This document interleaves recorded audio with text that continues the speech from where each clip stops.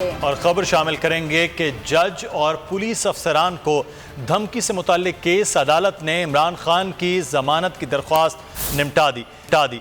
इंसदाद दहशतगर्दी अदालत ने हाई कोर्ट के हुक्म पर इमरान खान के खिलाफ केस को सेशन कोर्ट मुंतकिल कर दिया। अदालत ने अपने हुक्म में कहा आज़ाद है, मुतल्लिका फोरम से जमानत के लिए रुजू कर सकता है। जज राजा जब्बाद अब्बास ने अहकामात जारी किए।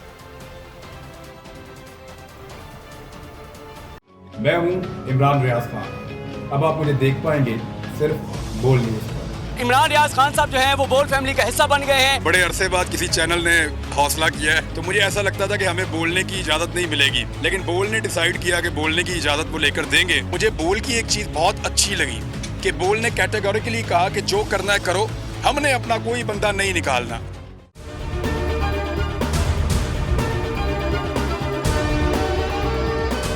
सबसे ज्यादा व्यूज, सबसे ज्यादा रील्स और सबसे ज्यादा रेटिंग के साथ बोल अब भी नंबर 1 पोजीशन पर बरकरार। सब्सक्राइब करें और बेल दबाएं ताकि कोई खबर रह न जाए।